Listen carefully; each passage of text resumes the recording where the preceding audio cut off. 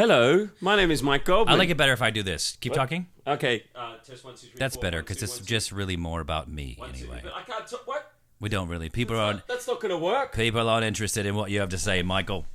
Hi, welcome to the show. Hey, we're gonna do it off the same mic. I have to do everything bent over the whole show. He's like this. He's like, I'll talk into the mic and then you talk into Mike. Okay, I get it. That's really inappropriate. Hey, welcome to On The Mic. This guy over here, I'll give you 3 facts about him. Fact number 1, he's got his own clothing label. Fact number 2, he's probably hosted more drinking shows than anyone in the history of the human race. And fact number 3, she just walked past. He once married his producer, ladies and gentlemen. I give you the one, the only, the incomparable Sir Zane Lamprey. All that is true. Really? Really good. Oh, I made it up. Hey, I didn't even know it was Mike. true. Yep. What happened to your head? Oh, okay. So you're going to ask me the questions? It's my show. I can't talk about everything that's wrong with my face. We're going to talk about what's wrong with your face. First of all, I feel like No. I feel like we're doing a podcast riding on a bus. That's totally Okay, okay, kids, do your seatbelt up. Do you have a pen? I need a pen to fill out my forms. I just got back from a weekend in Big Bear. Yeah. And Ooh, are you going to make it bear related? Because it doesn't look like bear related. I was attacked by a door. So we went out drinking. Come here. There's a piece of it. Come here. There's a piece of it that is felt. Yeah, that makes me feel What was that? Was it felt? Well, no, it was like a piece of the scab was on top. You just took some scab off my face. That will scar now. So we were drinking, as you do when you're in Big Bear. We went As to you do a when bar you're anywhere. called Fireside. Yeah. And we're having some cocktails with the local fireman and a little Mexican kid who couldn't believe that we didn't have guns in Australia. And we had a big conversation about that. And Wow. We played shuffleboard.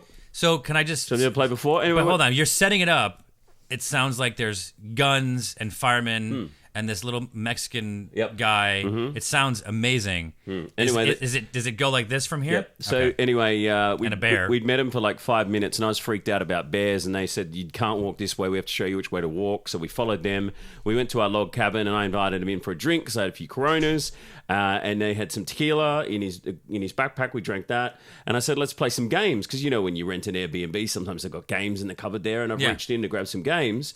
After pulling the door open, I just headbutted the door. That's it. End of story. You had like all these amazing opportunities for a great story. You had a gun, you had a broken bottle, you had a fireman, and all these things. And at the end, it was just you just being clumsy. I could make up a ridiculous story, but that's all that happened. Zane Lamprey, so good to have you on the mic. I got to do your show. Do you want to know what which happened is to me? Zane's World. What happened to your face?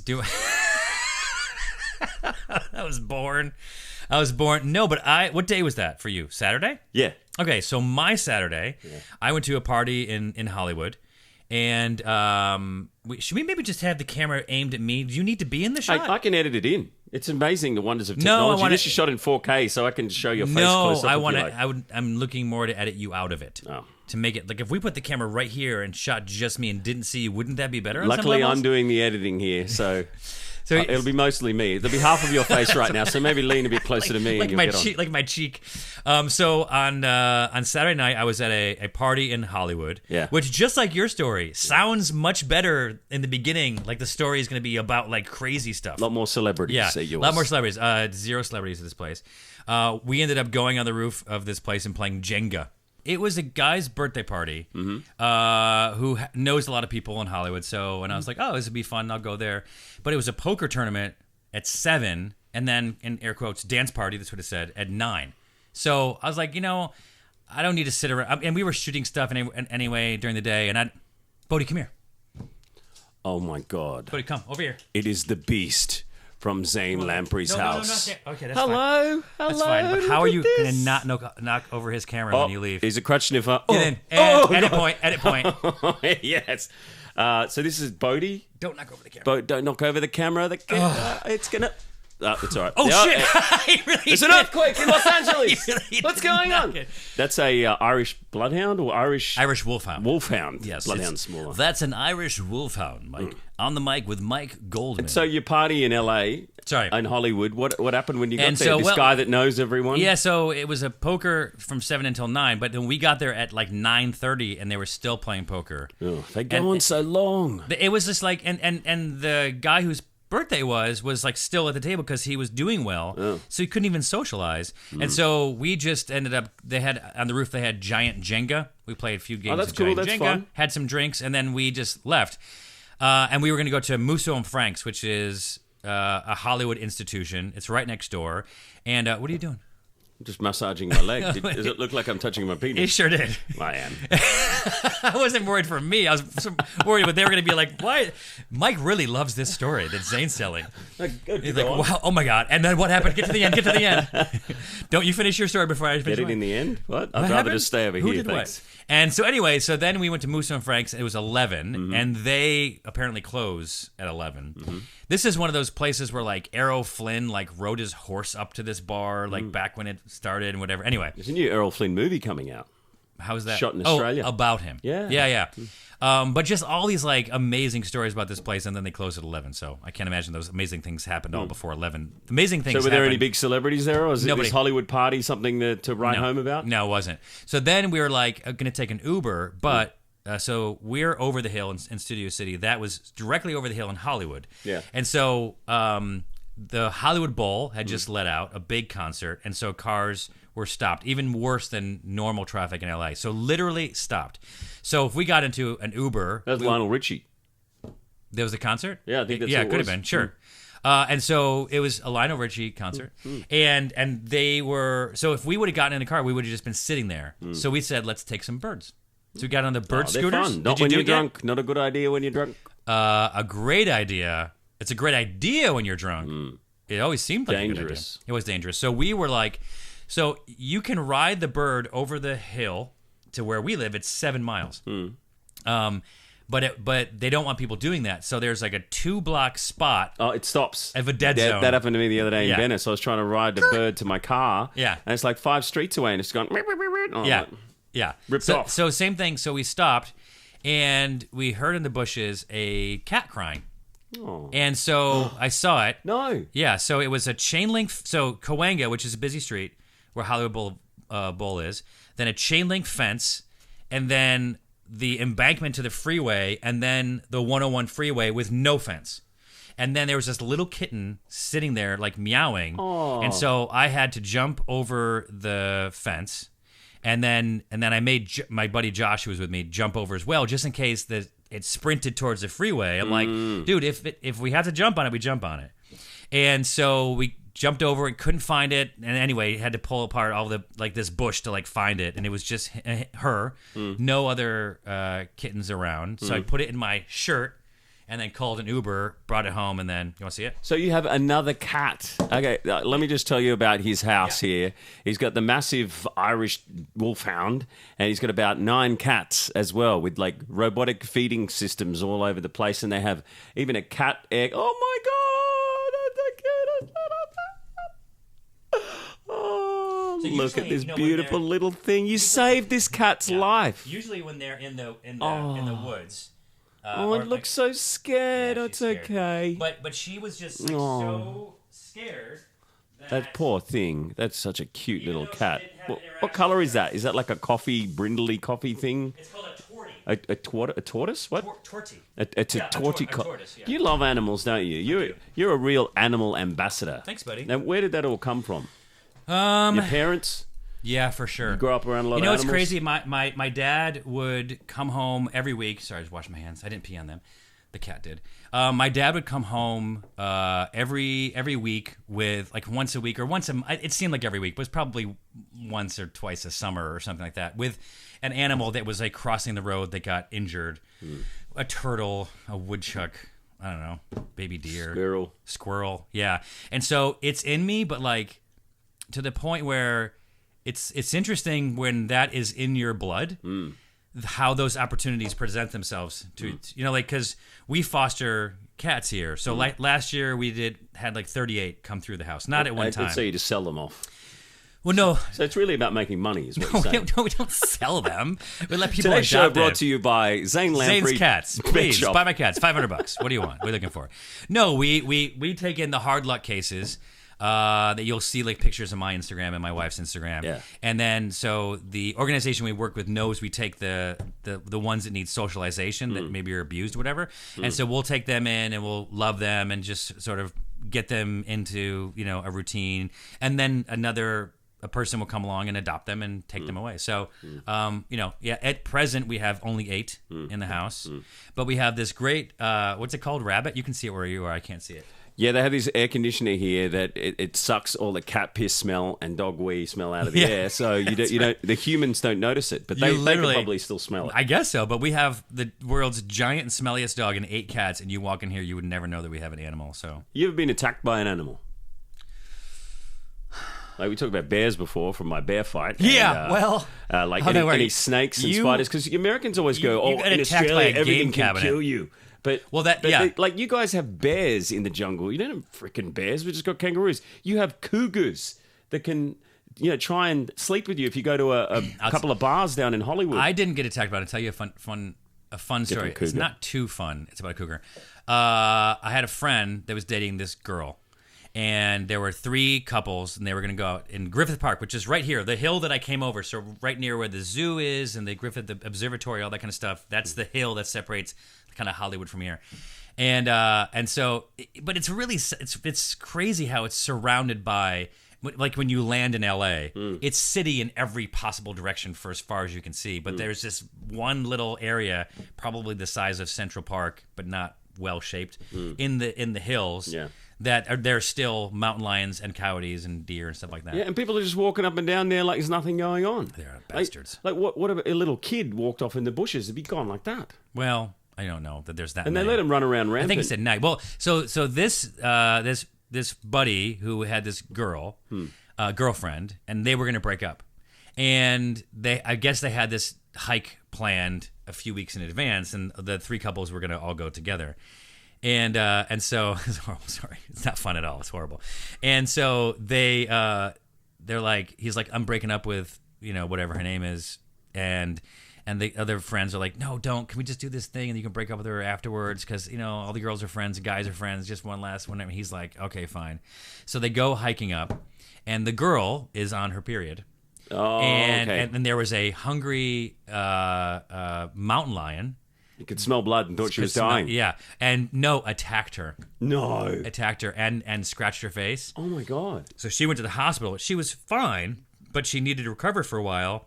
And the guy that was going to break up with her couldn't break up with her because he felt bad? No, because he'd be an asshole. Yeah. You can't, now she gets attacked by a mountain lion. Now you break up with her? No, now you need to see it through until she's healed, and then you can do it. Did he break up with her eventually, or did he? Eventually, yeah, but not right away. See, you have mountain lions and bears in Australia. Sure, we got little spiders that can kill you, but you can stomp on a spider and kill it. Yeah. But a mountain lion, you can't stomp on and kill it. You don't have... But you've all got guns here, so I suppose you can just go, poof, easier to shoot. Yeah, and unfortunately, they do that a lot, don't they? It's horrible what's going on here lately. Like, I don't even... When I was listening to talk radio on the way here, and all they're talking about is, racism and, immigrants and the problems with America, but not once did they mention guns being a problem. I know. Well, the argument will say... So there's a few reasons, and sort of... Who watches this? Americans or Australians? Both. Hi. Hey, everybody. Good day. Hi. So there's, basically there's the amendment of the Constitution that enables you the right to bear arms. And the reason that was there back then is that as they were establishing this new government, they said if for some reason the government ever goes awry, that because before then it was like the monarchies people can take and back whatever. Their country. The people would have the ability to take back their country. They wouldn't be weaponless, and so they always felt like the people should be as strong as the government that governs them. The catch is that was a time when muskets having a musket was all you needed. One of those funny hair and weird outfits, but I mean back then. But you don't really need that now. And if you even tried to protect yourself from the government now. You usually come off second best because they show up with armies and shit. Second best is not a good place to end in a gunfight. But in this day and age, we have jets and drones and tanks and whatever. So for someone to feel like they need an AR-15, an automatic weapon with a max capacity clip, it's like to what end? What's the point of that? It's really just going out with a bang, isn't it? Yeah, I guess I'll take out as many of you guys as I can before I'm gone. Well, shit. I mean, that would be the philosophy of why the NRA would say, no, don't ban weapons. We need them because otherwise we're powerless. But then other people see it as their right to have a collection of guns and then if you are an unstable person or going through an unstable time, or an unstable person in an unstable time in your life, then you might feel the need to take out some of your aggression on people that aren't carrying weapons. Yeah. So it's a really shitty And the time. NRA are paying a lot of money to your politicians here to make sure No, the gun laws stay that exactly doesn't where they are. happen. Actually, we've got a political organisation in Australia called One Nation, and it's run by a lady who used to own a fish and chip shop in a backward town called Ipswich. And it's not so backward now. But a couple of the members from her party came over here to the US and met with the NRA. But the guy who set up the meeting was an undercover journalist for Al Jazeera. And he went into the NRA headquarters, like posing as this gun-loving guy who owns gun shops, but he wasn't, and recorded everything. So you can watch these meetings with the NRA, and they're talking about how much money they'd give them and what are the best ways to combat people saying, guns kill people and people kill people and all that kind of stuff. And People don't kill people. Wait, guns don't kill people. People kill people with guns. Anyway, how is Peoples anyway? Peoples. Let's get off guns, and this isn't a political podcast. I know, right? We almost went there. This is the legend. That's him. Legend that is. Please or is this a new please one? don't touch him. I'm just kidding. You can touch him. He looks like he's had his fur redone. Yeah, this is a new. Well, what's funny? At one point, so here's the story about this. It's your mascot. My mascot for your show. 3 Sheets. So Drinking Made Easy. Yeah. Chugg. 4 sheets And Monkey Rum. And 4 sheets. And 4 sheets, yeah, exactly. And so we, when I was doing my show, the first show I ever did was called 3 Sheets. I love how we went political. Now we're coming back. When I first started doing 4 sheets, I wanted to make it 3 sheets. I wanted to make it a drinking game, but I didn't want to tell the network that I was doing that. So I had a Beanie Baby. So not this, but a Beanie Baby. That would look similar to that, and I hid him in every episode of the show. And so I reached out to Ty, who owned Beanie Babies, and said, "Hey, I want to use this one. Can I rename this one as Pleplius or whatever, because it was called Swinger?" And they said, "Sure." Then they had like a change of the CEO, and he came in. He's like, "No, drinking show, kids' toys. No, we're not doing it." So they said no. What? But by that point, I'd already had hidden him in a season. So I said, "All right, fine. I'm going to take the silhouette of him and put it on a T-shirt and call it Pleplius." And so that became the image of him. And then I went out and I bought 5,000 of these. So this looks different than the Thai one. Legally different. What happened to the original, the first one? Oh, here's the logo right there. See. Oh yeah. So Peoples. I think it's in a box someplace. Where'd the name come from? I had like a second to come up with it. Someone's like, "Oh, what's the name of that monkey?" And I was like, "Pleplius." Really? I thought this was some little toy that you got when you were a little kid and you've held onto it ever since. No. And no, it's just a drinking game bear. What is your favorite drinking game? It's not a bear, it's a monkey. Monkey. Drinking game monkey. What's your favorite drinking game? What's funny? You would have learned a few around the world. Yeah, I did. Oh, by the way, so I ordered 5,000 of these, and this is the only one I have left. So I need to make more, and I need this one because I need a model to make it off of. This is the model. It's funny. We were just in New Orleans last weekend at a thing called Tales of the Cocktail. Biggest cocktail conference in the world. Conference, it's just people drinking. And so it's every day there's all these events and stuff like that. And we just, at one point, we're just like, we need a little break.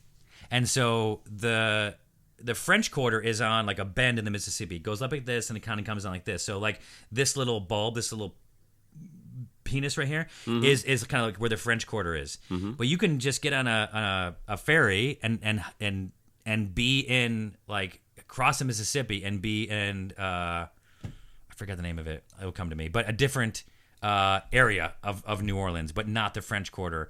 And so we got a group and said, let's just go. Let's leave the French Quarter. And I mean, you go over there, it's different. It's like you're in now Louisiana. You're not in the touristy area. No tourist goes over there. And so we went over there to a place called Crown and Anchor. We sat down to have a drink, and there was a big stack of games like you were talking about. Like you probably would have hit your head. There were so many. Yeah. And so we looked through and there was like a Trivia Pursuit, but it was like from the 80s, and like people were like, I don't remember the 80s, young kids. And so there was a deck of cards, and we started playing. Asshole. Asshole. Have you played it? No. What's asshole? You dealt the entire deck, right? So there's a few, maybe 4 or 5 people, whatever it is. You can play as many as you want, I think. And then basically I put down a 4, 1-4, and you're trying to discard all of your cards. You would put down anything higher. You have anything higher than 4? What do you have in your I got hand? a 5. Okay, so you put a 5 on it. Comes back to me, and I can put 2 6s if I want. Now that means that everyone after that needs to play doubles, whatever. And then at the end, whoever goes out first is the president. And then if you're president twice, you get to make a rule. Like, whenever you need to call Jerry Ballface or whatever it is. And so, like, all these little rules, and if you mess up a rule, you drink. Change people's names. Whatever you want. And if you call them by something else, someone else has to drink. No, if you mess up, you drink. But I mean, the rules you can make up are limitless. Like, you're not allowed to point. You're only allowed to point with your elbow and stuff like that. Yeah, you can't ever say the word drink. You need to say imbibe or whatever, all these kind of things. So we just sat there at this little pub, which was it was an English pub outside of New Orleans, across the Mississippi.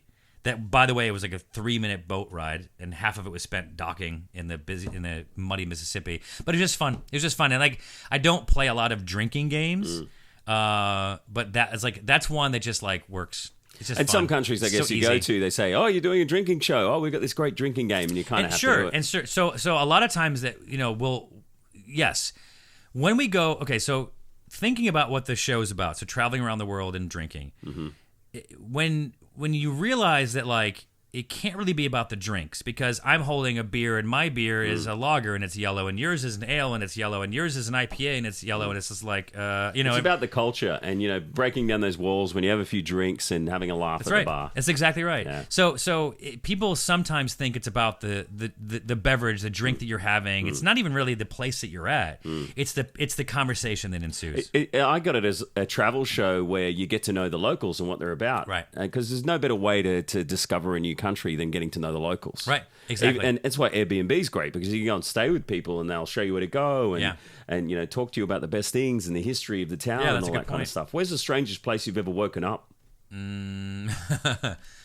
Because you're playing these drinking games and you might be drinking with these new people or making this show. Where am I? That's the thing. Like, so a lot of times, in order to get people drinking, I'm going to tell you a story about a drinking game.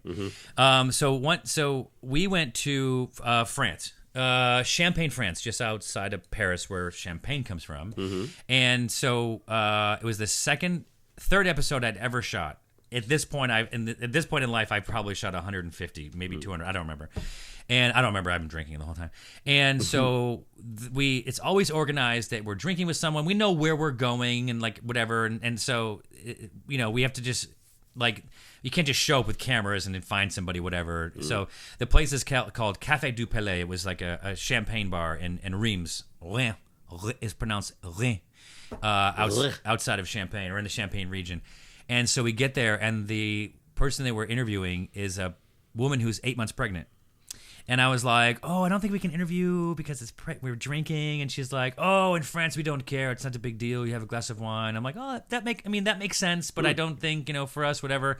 And she's like, "No, it's fine." I'm like, "Okay." So we rolled, and I said to my mic, I have my mic here inside. I go, "Don't record. I'll just make it quick." And so I interviewed. "So you like champagne?" "Yeah, whatever." And like 3 minutes later, it was over. She's like, "That's it." I'm like, "Yeah." She's like, "Oh, that was easy." I'm like, "Yeah, thank you." And she left. I'm like, "Okay, now we need to do the scene because we didn't do it." Yeah. So I started talking to the owner, Jean-Francois, and I said, "Hey, we need to have someone else that speaks English so I can sit down with and just like have a drink and just sort of learn about champagne." He's like, "Well, I don't know if there's anyone here that speaks English because, we are mostly French and I don't think English is, I'm like, "How about you?" He's like, No. My English is very poor.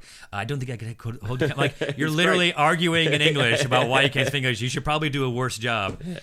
I'm like, I did what that guy on the podcast did to me. He was like, I said, "It'll just be 20 minutes. But we sat down and we started having drinks, but he was just like, doop, like sipping. I'm like, it's not that I'm trying to get people drunk. I never am, because if someone gets drunk, it just gets weird, and that's honestly... And they slur, and you think it's great at the time, but exactly. You watch it back the next day, and it's like, can't use this. It's exactly right. And it's happened a few times where someone's gotten too drunk, we're like, and maybe sometimes it's me, and you're just like, we can't really do it, whatever. Come here, pumpkin. Pumpkin! Hi, buddy. Oh, beautiful. Well-trained cats. Just passing through. And so we sat down, and I'm like, he's not drinking. So I'm like, all right, well, let's have a drinking game. We played quarters. So do you have quarters? You have the We have 20-cent piece. 20-cent piece. Okay, yeah. So we have a shot glass, and you take a quarter and you bounce it off the table into the shot glass. Mm-hmm. And if you do that, you get to make someone drink. And then there's speed quarters where you're doing whatever. And so we, I'm like, they have Euros. I'm like, oh, let's play Euros. And so he had some shot glasses, and we did it. And I, teaching him, I had to like lose a few times so that he would feel like I wasn't like singling him out. Oh yeah. And then I went doop, and went You're right in. too I'm like, good at it. and he's like, okay. And he's like, what do I do? I'm like, well, you have to drink it, the whole thing. And like, yeah. He's like, I cannot. I think it is a crime here to drink this, whatever. And so as he's saying that, the executive producer who was with us the whole time, and this producer who wasn't with us after that trip, she said, her name was Kristen. She said to Mike, she's like, "Don't worry, Mike, I'll go take care of it." And he's like, because she starts to get up. He's like, what are you doing? Because they're back, by the way, they're back there with headphones and a monitor watching everything that's happening. And she's like, "Don't worry, I'll go take care of it." He's like, What do you take care of what? She's like, well, no, I'll just go tell Jean-Francois that he doesn't have to drink it. And Mike's like, sit down. What are you talking about? That's the show. Yeah, that's like exactly. And she's like, no, the show's not about that. The show's about the drinks and what the drinks are. And he's like, no, like, oh my God, let this play out. It's about the relationship. It's about the relationship and conversation and banter. Yeah, and it's not, and it's about powering through those uncomfortable things, Yeah. And so that ended up being one of those scenes that everyone remembers. Anyone who's seen the champagne episode remembers that scene. And so I like I think when I got married to Mel, would it be 2012? So maybe like the next year, maybe like 2013 or 14, which would have been about 7 or 8 years after I shot that scene. I went to Champagne and brought Mel with me, or went to Paris. I'm like, let's go to Champagne. We knew somebody who owned a champagnery. I don't know what you call that. Anyway, it's spelled Tattanger. It's still a brewery, isn't it? Well, no, it'd be I guess it'd be a winery. A winery? Yeah. So it was wine? It was the original wine of James Bond. It was James Bond. It was Tattanger. Tattanger. So we went there and we were just hanging out there and I was talking about Café du Palais. She's like, "Oh, Jean-Francois." I'm like, "Yeah, you know him?" She's like, "Yeah." And she called him up, and then we all went there and we sat down with Jean-Francois and had champagne. Same dude. 8 years later. Yeah, wow. Not only that, there was a customer who kept coming in and going, "Oh, what is that?" And he would come in and pretend like to steal a sip of the champagne and just walk away with it. And then there was a waiter who was just sort of had these really weird expressions and didn't know what we were saying. They were all there. All in the same seats. Still the same people. 8 years later. Wow. It never has happened before. We actually went to a place in Belgium, which was the second episode we ever shot. So Mel and I went over there. I'm like, let's go to this place. It's called Delirium. It's got 1,001 beers on the menu that you can get at that time. It's like the world record.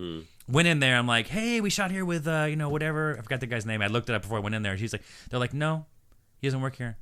No, he was like the manager. I've never heard of him. Where like, in Belgium? It was in Brussels. And it was Delirium Cafe, and it was just, and they had never heard of me, and they have never heard of the show. They'd never heard of the guy who worked there, and so they're like, oh, that was disappointing. Yeah. And so that was actually I think before, and then the next trip, or the next leg of our trip was in Paris, and then it all worked out at Cafe. But where's the weirdest place you ever woke up? So that's the drinking game story. The weirdest place I ever woke up. You're doing these games and you're meeting these people and I might have had a bit too much. I'll tell you where the strangest place I ever woke up. Oh, is that why I just remembered. Okay. So I was moving house and I went out to a friend's farewell party for work, and they were doing shots and drinking games, and it got quite messy. And when I like to sleep in the nude, and so I moved all. I know you do. I moved all the stuff out of my house that day into the new house. Gone to the party, had one too many drinks, and went back to the old place and realized that I'd moved all my stuff, and it was way over the other side of town. So I thought, I'll just sleep here for the night, and I took off all my clothes and slept in a cardboard box. And the people who were moving in showed up a day early. Oh. And so I'm nude in a cardboard box, and they've got. But you were trying to put my clothes on. But wait, you were even drinking? Yeah, the night before. Oh, you were? Okay, I went home at it. midnight to my old home.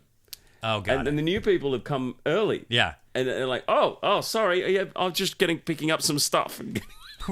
But sorry, in my mind, no blankets, just a naked man in a cardboard box. Yeah. I guess they didn't really care. I mean, it was a warm time of year, and it was quite embarrassing. And I think they kind of knew that I'd slept there because, I quickly put my pants on, had no shoes on, and just no shirt.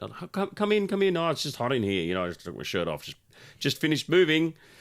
You've never had a strange, woken up in a park or up a tree? No, and you know what? It's like, I always phrase it like this. If I had a superpower, it would be the fact that I've never, blacked out. So, by the way, that means I don't have excuses, no. Oh, man, I blacked out. But I don't want to do that anymore. That's not a good thing. Well, no, I mean, I don't think I have. You're a happy drunk, though. I am a happy drunk. I'm a happy drunk. Same. I can't stand those people that they drink and they get angry and obnoxious. I had a roommate that he would actually in college. So it's a dorm room, my bed, his bed just across this very small room. And I remember one morning he wakes up and he's like, "Hey, Zane." Yeah. It's like, what happened? His arm was in a cast. Because he tried to wrestle somebody bigger than him and broke his collarbone. Oh. And, I mean, of course, I was there when his buddies brought him in and whatever, but he had no recollection whatsoever. Then the next weekend, drunk guy with a broken collarbone wakes up, "Hey, Zane, what happened?" Honest to God, fucking broke both of them. No. Yeah. That person shouldn't drink.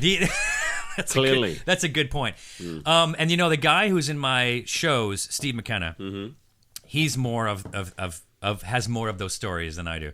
And so he one time went home in college and just decided to crash on the couch rather than go into his bedroom and woke up the next morning with a shotgun in his face. Oh, he's gone to the wrong house. Gone to the wrong house. Like I did, yeah. And the guy's like, "Well, no, this wasn't even his old house. This was somebody else's house." Yeah. Lucky he didn't get shot. I know. But it's like, but you're your house is right in the middle of College Row in a college town. You got to expect that kind of shit, and you probably should lock your front door. But, anyway, it was just kind of like, and the guy's like, "You're in the wrong house. You got 5 seconds to get out of here."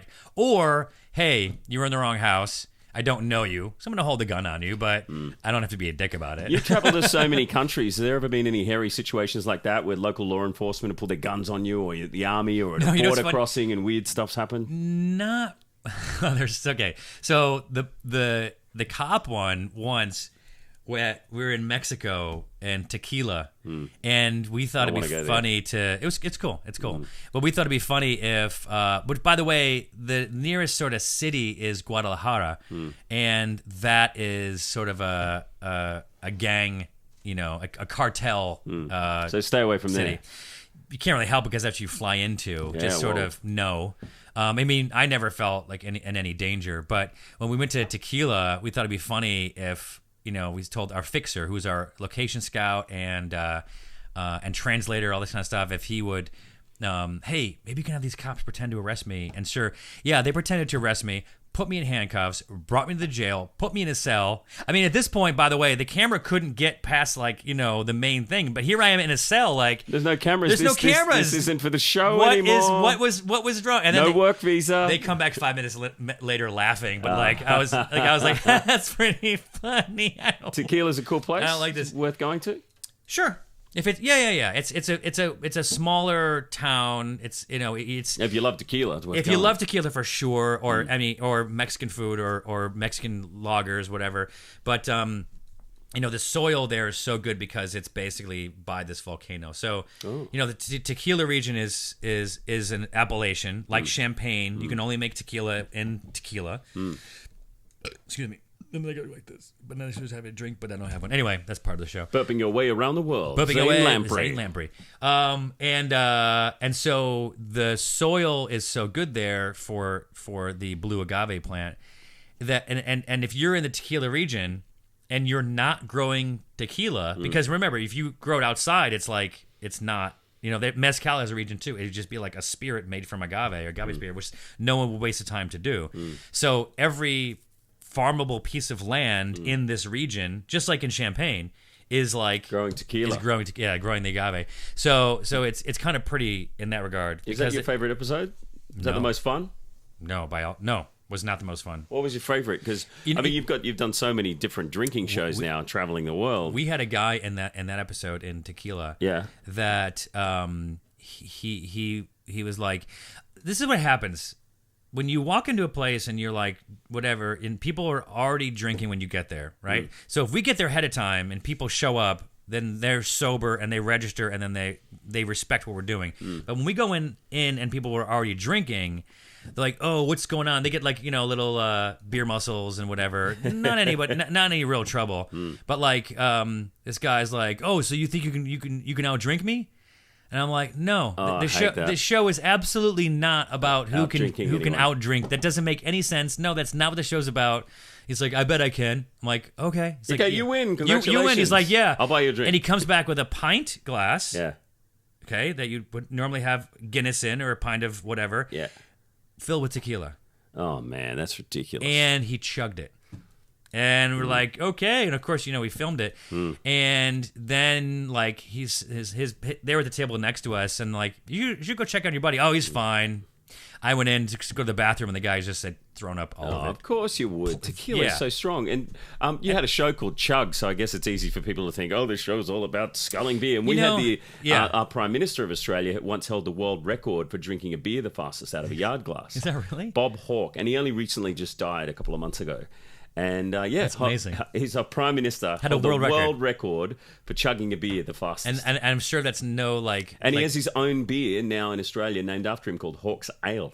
Oh my God, that's amazing. Yeah. How old was he when he died? Absolute legend. I think he was in his late 70s. Man, how did I not know that information when I went there? Yeah, he's a bit of a legend, that's for sure. But they had a big state funeral and everything for him when he was gone. But so there's Chugg, drinking made easy. Yeah, 3 sheets and 4 sheets. So Chugg means throwing it back. Where can you watch all of these things? They're all on different channels, like everything from National Geographic to Drink TV. Most of them at this point are all on drinktv.com. Yeah. But Chugg was on Netflix. Again, Chugg was, I traveled by train. I chugged along to learn. So that was, okay. But again, like I wanted and drinking made easy was like a joke. I mean, drinking is the easiest thing ever, right? It's like breathing made easy. Yeah. And so we just wanted these titles that you're flipping through when you have 150 channels that you would be like, what is that? And so that's why we named it 3 sheets and 4 sheets both mean like 4 sheets to the wind. That means drunk, whatever. So there's a new network called drinktv.com. You can get on Apple TV. Has it got an app as well, and you can just watch all the shows? Has an app as well, cool. yeah. And it's all shows about drinking. It's all drinking shows. So there's like a wine show. I mean, a friend of mine makes a show called The Flying Winemaker. I guess he probably put something like that on there. I wonder if that one's even on there. I know William Shatner's Brown Bag Wine or something like that. Oh, wow. William Shatner's got a show on there. Yes. To boldly drink where no man has drunk before. That would be a much better name for the show. to boldly drink. That's all you'd say, to boldly drink. It's the Star Trek fans would watch it. I know, exactly. And what is your favorite drink? Are you a Scotch, bourbon, whiskey, beer? Is it always, I get a feeling it's beer. I mean, it's whatever... You feel like at the time. It's whatever I feel like at the time. Like, I don't ever want to be pigeonholed into, like... Yeah, I mean, like, because sometimes we're out there shooting, like, we were in shooting an episode about whiskey in Kentucky, and it's all bourbon, and I was just like, man, can I just get a beer? It doesn't even need to be on camera. I just really need a refreshing drink. Your go-to is beer. Depends. You know what I had? I went to the movies last night. And you can get drinks there, and I got a dirty martini. Oh, hello. I love a dirty martini. Yeah. Olives all swizzled up. I like that. I liked it a lot. Maybe we should go get one. Oh, I feel like one now. Should we just go get one? Yeah, let's go. Okay. I've had enough of this. Hey, but seriously, so you like beer. Yeah. But you'll have a dirty martini or whatever wherever you go. I mean, that's the thing. And it's funny. The kind of a question you were asking before, but like a way that someone has asked it before was they say, like, what's the weirdest country you've ever gone to, or whatever? And it's funny that the answer is Kentucky, which is a state, strange. yeah. And I just knew it'd all be about bourbon, and so that was the episode I decided to bring my buddy Steve in. Yeah. And And literally the reason that I intended to do that entire thing was just I just wanted a stunt drinker in case things got a little out of control. Stunt drinker. Which they did. And Steve, that's literally what his job has been. Is like take some pressure off of me in case because now we're at the point we've shot over 150 episodes. And sometimes you'll be in a scene where someone's just like, come on, let's do shots, and you're just like, no, Steve, come here. Steve. Stunt cock. Because often, time is money. So if you're out there, like we may convey that the episode was shot in a day, but it's usually shot in about 3 days, maybe 4. And so if I'm at a location, there's a good chance that I have to go to another location after that. So, Uh-oh. My God. The cat just stopped the audio recording. Don't delete it. That is so amazing. Excuse me, do you realize what you've just done? Check. Yep. Hey. Listen to this. In a world where Mike Goldman has the best show on the planet, it's On the Mike with Mike Goldman. Oh, wow, that's a fantastic intro. I should just keep that and use it. On the Mike with Mike Goldman. Goldman. Hey, you moved to Hollywood like Goldman. Okay, go ahead. 15 years ago? Was it? Wow, that's generous of you. 20? I don't know. 24?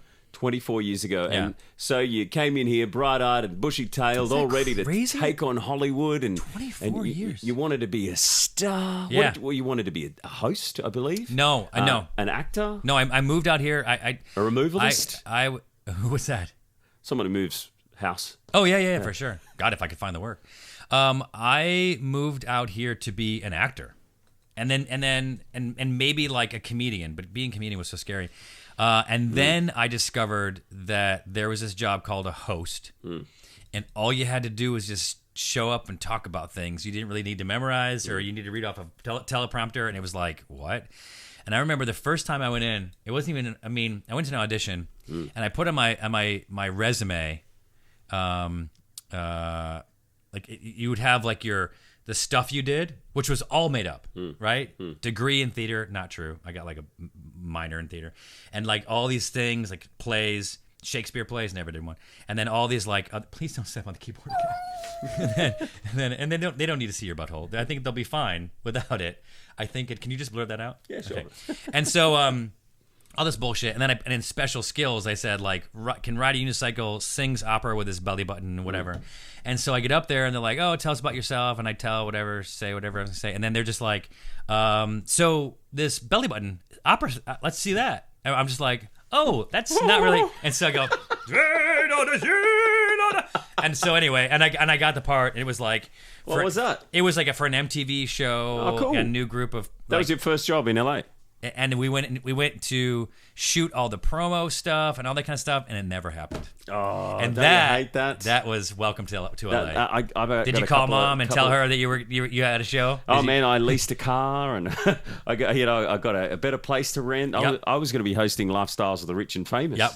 I had meetings with NBC and the third meeting and Yep. NBC Universal with the guy who made all the reality shows, and then all of a sudden someone else came through and bought the rights to it. Yeah. And I wasn't doing it anymore, and I'm like, oh, okay. I could sit here and bore you with stories There's about so many of those. Here's the thing. But there's so many opportunities. That's all that says about Sure, this place. but here's the thing. There is nowhere for second place. Because if there was one time that I was auditioning, it was in like a 2-month period. They were doing all these network shows, and there's 4 that I was up for, on like CBS, ABC, NBC, and it was between me and Joe Rogan, me and Chris Kattan, me and John O'Hurley, and me and Ben Bailey, who did a show called Cash Cab. And they were all bigger names than me. And this was like right after 3 Sheets. And so I went in there, and it was between me and each of those guys, and in every instance, those guys got the part and not me. Damn them. And none of those shows went. But it's just amazing. Oh, they didn't even go to air. They didn't even air. That happens so much here. I hear stories about people making a show, and then all of a sudden, no, we're not running it now. Yeah. Or, it's just big pilot, it's big production, and you're like I have friends that just said, like, my buddy who was on the podcast a while ago, his name is Dan Dunn, and he He wrote a show he wrote a book called Living Loaded about his life drinking, and it was kind of about him. And the guys from Always Sunny in Philadelphia produced it with him. They got Donald Sutherland to play his dad. What? And they shot the pilot, and he was like, we're off. We're doing it. This is it. I made the big time, baby. And it didn't get picked up. That sucks, man. And it just goes from like huge to like nothing. It's so crazy. In between those actual paying gigs, like you have all these shows over the years, and especially when you first got here, like how do you drive yourself to continue the hustle? Because how do you pick that's what yourself it's about. up by It's very easy to go and just take a full-time job, being a producer or working behind the scenes and have that peace of mind, but you really need the time to hustle and work on your craft and, become a good actor, become a good host, come up with the great ideas. How do you push yourself to do those? I once had a girlfriend that asked me, how long are you going to give it out here? And I said, as long as it takes. And it was a very simple conversation, but there was a lot behind it. Because the thing is like the longer you're out here, the more people you know, the more you learn, the better you get. And the better your chances every single day when you meet somebody, like if I was casting something, it was between this guy over here who I don't know and you, it's like, I'm going to cast you. Even if you guys came in, your performances were on par, or if his was like a little better and it was difficult to tell. I know him. I had a beer with him and I met him at a party and he's a cool dude. I mean, I know that guy's good. He can be a backup. And that's the thing. There's it's no B. A lot of times you're not necessarily hiring the person for the show, you're hiring the person for when you're not shooting. And by that I mean like that you can get along with at work. That's exactly right. That's Because exactly right. some people could be such a pain in the ass and want so much, and they'll have a manager that's hard to deal with or an agent that's hard to deal with. Right. And if there's that guy that they know and they've worked with him before, just use him. And I don't know that a lot in reality TV. I mean, there's a lot of Australians living here in LA. Trent, Dana, Aaron, some mates of mine who I worked with over the years on Big Brother, and they're producing shows like the new car show Hyperdrive. Your friends are all doing huge shows. And the Ultimate Tag Show. And it's because they go, Trent's good. He'll do the job well, and he won't complain, and he won't bitch, and he'll just do it, and he gets along with everyone. And Dana gets the job done. Because She's they're a Australian, they're just nice to hang out with. The Australians. But are they becoming a mafia? I heard the term the other day, the Aussie mafia, because they're all hiring each other within the shows. And now you guys are trying to push all of our coffee shops away. Bluestone Lane. Yeah, exactly. Yeah, Nick, who owns those, they're amazing coffee. They're amazing. I think people are realizing Starbucks is this syrup that just ugh. I don't think that horrible. I don't think that Starbucks is syrup. It's the worst coffee in the world. How do people drink that stuff? I don't think it's the seriously, worst. That's why they go to Bluestone Lane and they go, "Oh, this is what real coffee's supposed to taste like." It's delightful. I had it this morning. Yeah, I had Bluestone coffee. So you're extremely successful in Hollywood. Are there ever times? Yes. Look at your amazing house living in Hollywood, and you've got so many shows on so many different networks, and you've got your clothing label Adventure. Do you ever feel like you're not successful? Yeah. Like literally, as you're listing my accolades, I'm starting to feel like I'm not worthy of it. Because it's funny, as you get through life and this profession. So to answer the first thing about how do I pick myself up by my bootstraps, every time there's a failure, it's like you have to almost just you have to almost be better at what you do in your off time than your on time. Like when I'm hosting something, whatever, like that's it. Like I'm in the zone. But how good am I at hustling to figure out what that next gig is and not getting just sort of just heartbroken over losing out on a big network show or all these sort of things. So it's like it's all part of the game, right? So it's on a roller coaster. You can't have your ups without your downs and that kind of thing. And it's just like it's a really tough thing. And like we can sit here with the camera on and just sort of say it's tough, but like sometimes, man, like sometimes it's really fucking like sometimes it's like you just want to throw your hands up and just go home. Go home. Well, I've done that before. I mean, a few years ago, I was engaged to a girl who was in Australia and didn't want to move here, and I had a couple of shows here that some I funded myself to do pilots for, and we're all excited they were going to happen, and another one that was going to happen that fell through, and I was doing a million auditions and just nothing was hitting, and I'd blown pretty much all my cash that I had saved up because I had money that I was putting into my house in Australia, so I had to keep paying that. because I had a bank loan, and it's like I got to a point where I was sleeping on my friend's couch, and thinking this is the real low point in my life. And then something came along, because you got to get back up on the horse. You got to talk to your friends and your family, and you got to realize how good you are that got you to those places before, and just keep on moving in that direction. But it's one of those things that, like, we were talking about, how like Robert Downey Jr. is done with the Marvel, and Chris Evans is done, and you're like, can you imagine being at a point when you're just like, nah. You sure? I mean, we'll give you $50 million if you want to come do one. Nah, I'm good. Couldn't be bothered. Well, they've got so much money, but that $50 million, maybe I'll give it to starving kids. But at that point, it becomes about something else. Like, no, I'd rather go on a different part of a journey. I've been playing the same character for 10 years, but like, I don't know. I mean, but he was at a point, Robert Downey Jr., where he was in jail, and his career was done. And if all those headlines all those years ago, when he was busted for cocaine and all that stuff, there was no way anyone would have thought he would be where he is now. Speaking of waking up in weird places, he woke up at his neighbor's kid's room one time. It's amazing. So look, I'll never be content with what I'm doing, or with what I've done. I think that's the secret as well. Don't be content. No, you can't be, because then you're not utilizing. You're playing to your best strengths, and not utilizing your ability to create amazing shows like you've done in the past. I think it's like you can get occasionally complacent, but I've had friends that have been on like sitcoms, big sitcoms for a few years, and then all of a sudden it's canceled, and they weren't thinking about what came after that. They weren't saving their bucks. They weren't planning for the future. Yeah, they just weren't laying the groundwork for what is possibly coming next, because everything was just working. And if it works like that, you're like 3 years, 4 years, you're in a sitcom, you're making great money, everyone knows who you are. Like, this is amazing. Plan for the future is probably good advice. Like, I was talking to a producer friend of mine the other day, and he's employing people to work on this new show.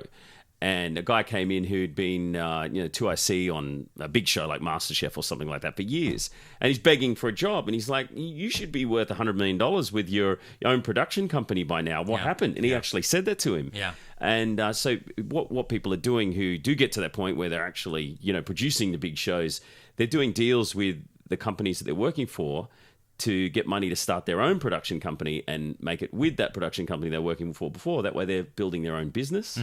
So thinking long-term is something you definitely have to do. Like our mate Dan Lissing's just invested in these burger joints. Burger places, Yeah, called Burger Patch. Yeah. So you think of like, okay, there's going to be downtime. What are you going to do? You open a fruit market stall at the local organic food markets, or like that? Is that what you're doing? Yeah, that's what I'm actually doing.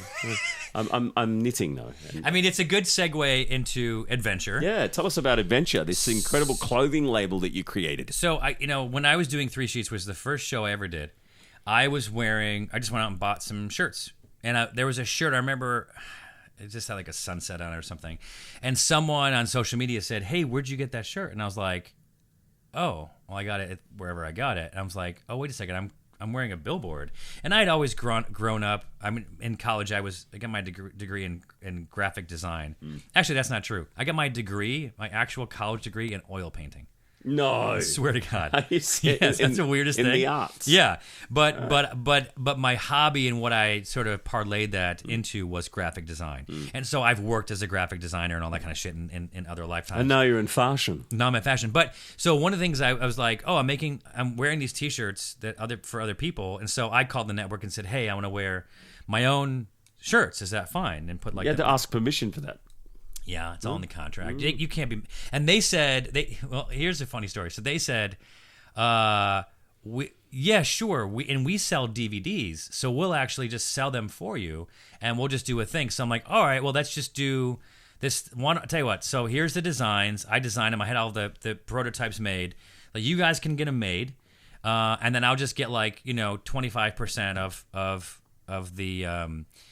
The profit, or however I think that's how it was worded. And I said to my attorney, maybe we should put a floor, right? Just in case there's no profit. Oh, and they all pay themselves a massive wage and go, there's no profit. So what happened was, it's the weirdest example. So they said, I said, hey, how many shirts? Because after the first quarter, they sent me a check. And they sent me a check for $15 grand. Well, this is great. That's all right. So I called him and I said, "Hey, how'd it go?" And they said, "Oh, great, we sold like 15,000 T-shirts." And I was like, "Oh, You got $1 a shirt? well, yeah, but Right. remember the shirt? I gave you the shirt cost, right? And then we had the shipping. We worked it all out. So I should have gotten like $3 a shirt." And then they go, "Well, I mean, come on, you got $15,000." I'm like, Get stuffed. Yeah, but I should have gotten $45,000. Yeah. Remember, I'm making $2,500 an episode. Yeah. I did 8 episodes the first season. I didn't have enough to pay rent. You know what I mean? Yeah, So I yeah, had to figure out how to hustle. And so You got to stick up for yourself. how weird is it? Like I'm on a TV show, this guy traveling around, and then you go down to the bar, and I'm the bartender. Like, and by the way, that's And fine. that can happen, man. You got to look out for number one. Did happen. Yeah, exactly.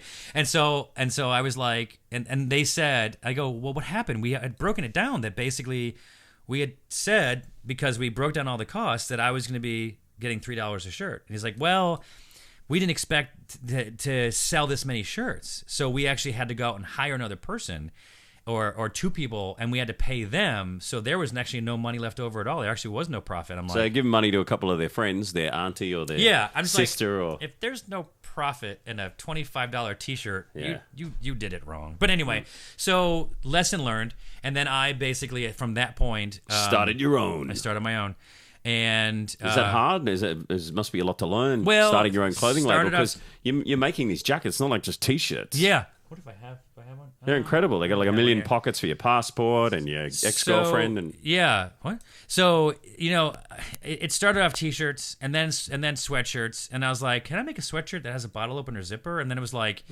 then I was talking to a guy that used to manufacture in China, and he was like getting stuff made for me, but like he would just like tell me yes, and then all of a sudden here you go, here's what it looks like, and I'm like, well, I'll make some changes. He's like, you can make one round of changes. I'm like, I thought this would be more like working together.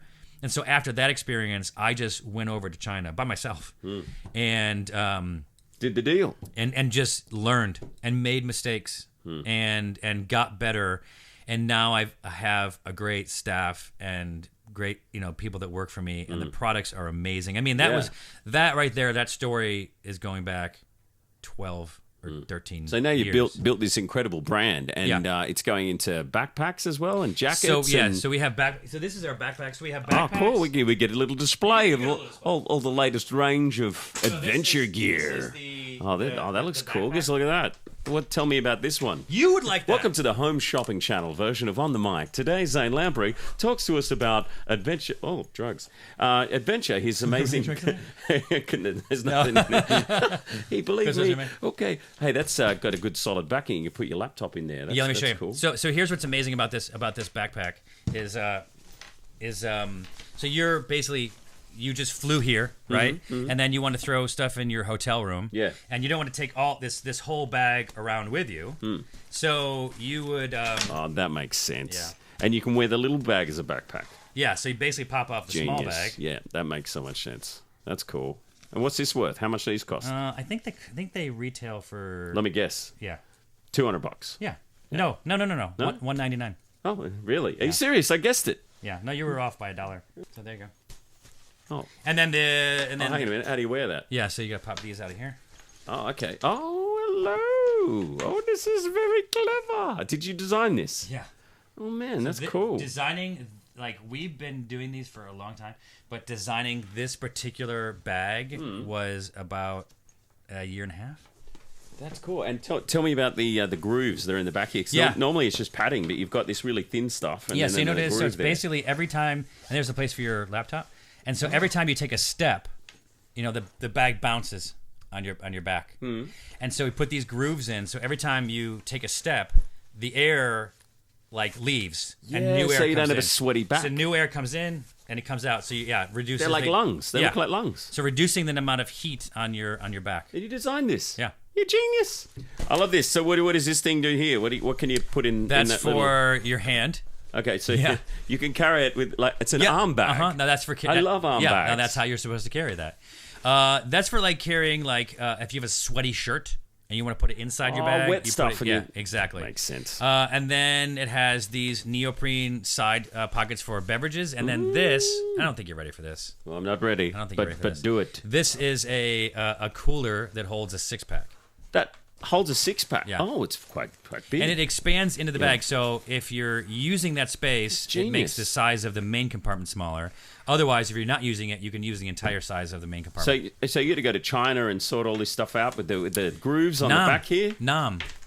Yeah. Vietnam make great stuff. The best bag makers are in Vietnam. Whereabouts in Vietnam did you go? Because I went to... Ho Chi Minh?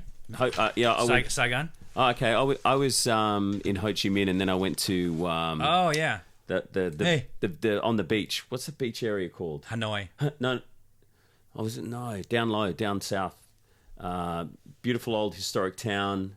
And in Vietnam, the Delta on the Delta. Oh, I can't remember the. New Orleans? Anyway, I got like 10 suits made there, and they cost me like $50 each. Yeah. They're amazing. Yeah. But what's this down here? So this is the big bag that you can get separately that has a cooler that holds 2 bottles of wine or 8 cans of beer. Now that's just for size. That's huge. Yeah. So it's great to It makes sense to have it at the bottom too. Right. Because why would you have this cold bit at the top? Exactly. Your clothes and it's a waterproof zipper, but again, it's like there's condensation and stuff like that. You want that down here, down on top of your stuff. Chill out on the bottom. Chill out, brah. That's cool. I love that. Thanks, man. And how long is it taking you to put a list together and figure it out and make it? And it's got the grooves on the back there to keep all the sweat off your back. Yeah. This is like these are grooves for basically when you're walking, you're sort of the bag's moving and you're sort of replacing the air every time. So it's kind of like being pulled up here and being pushed out through those grooves. Oh yeah. Stay cool, brah. Yeah, because my backpack doesn't have that. It's just a flat back and then your backpack is stupid. Sweaty back. I need an adventure one. And so it's adventure with a 3 in the website ADV. 3 NTURE. Is it right here? Yeah, I don't think I can see that. So yeah, why the 3? The 3 is for our 3-tree initiative, whereby we plant 3 trees with every purchase. So whether you're buying a backpack or a hat or one of our jackets, any of that kind of stuff, we'll plant 3 trees. So what made you decide to do that? I mean, you're all about the environment. You've seen a lot of trees chopped down, or what's the story? I mean, really all of that. Traveling the world and just seeing the amount of trees that should be in certain places blows your mind. So they are ecosystems, which is dear to me. I just think these animals need a place that they can go and get away from us. And the trees are natural filters of pollutants. And that, by the way, that's not just air. The root systems also filter groundwater when the rain comes, and there's the pollutants that end up on the ground because of air pollution ending, just turning into soot, that kind of thing. And then also they produce oxygen. Pretty important, you think, trees. I think we need oxygen. We need some trees. The Amazon are the lungs of the planet, and they're chopping down trees there at a rate of like alarming rate. A football field every second or something ridiculous. Honestly, this year has been one of the worst, and we thought that we were in a time when they'd slow down a little bit. We had slowed it down with education, but with their growing population, they just need more money and resources, and they're chopping down the forest not just for the wood to make tables, but for cattle. Yeah. Because people eat so much meat. Yeah. Especially in those South American countries as well. It's out of control. And I was sort of laughing about this before. And I don't like to be an alarmist, and I'm an entertainer, so I don't want to get too heady, because I know that people, like, I love animals, but people who put on their Instagram like animals that have been tortured and stuff like that to try to raise awareness, like, I can't see that. Me seeing that isn't going to change anything. Better to just say, look what I'm doing that's great for the planet. You should do something that's great too, rather than whinge about it. I try to lead by just putting out a positive message. Showing people what we can do rather than the state that maybe our ancestors and us have gotten us into. So, with adventure, like, look, we want to make amazing clothing and innovative clothing. We really, really want to touch people and inspire them to learn about the environment, go out and experience it and see what you can do to improve it. Like it's, people don't have to make big moves. The craziest thing about it is that if we all just did a little something, it's going to help. If we all just went out and planted 3 trees, it would do so much, it would blow your mind. If we all just went out and bought a adventure jacket, then that's 3 trees. You could do 3 that. trees. You 3 trees planted. You could do that. But again, my message is not to go buy our stuff. It's let us inspire you to go and do it. If the company doesn't work, but somehow we inspire people to be better and treat the planet better, then I'm a success. But they make sense, and I love how you've aligned stuff with who you are and what you love, and you put it into your shows and your brand, your podcast, Zane's World, and people who follow you and love you, they're into the same stuff. So it's amazing. I love what you're doing. Thank you, I'm a big fan, Zane Lamprey. I'm so glad that I finally got to be on your show. Yeah, finally. Thank you very much. On the Mic with Zane Lamprey. I love your voiceover voice and too. And Michael Goldman. Hello. Have you ever done voiceover on like a show or just a doco or something? Would you ever do any sort of wildlife? You could be the next David Attenborough. In a world where trees are needed, Zane Lamprey is the tree man. It's so stupid. Am I making fun of myself? The tree whisperer. Yes, exactly. Hello, little tree. You're going to grow because I'm going to plant you because this person bought a jacket. This tree will blow your mind. Yes, I've done some. I always want to do more. I love doing VO. Yeah, you know what? good. I just love the sound of my own voice. Me too. Me too. You can just rock up in shorts and a t-shirt. You know what? You don't even need to be here. You don't even. We're just doing it for ourselves. We can listen to ourselves. That's what we don't need to wear these. We don't need you. We don't need you. That's why we're leaving. That's not true. And you should go and get onto his website, adv3nture.com. That's right. You did it right. And you can see all those amazing products. So you could go to drinktv.com and you can watch 3 sheets, 4 sheets, Chugg, drinking 5 made sheets, easy. 6 sheets, whatever you need. Yeah, well, how many sheets you need. It depends how hot you want to get at night. Zane Lamprey, thank you for being on the mic. Thank you for not showing up the way you sleep. Naked in a box. Animals everywhere. Animals everywhere.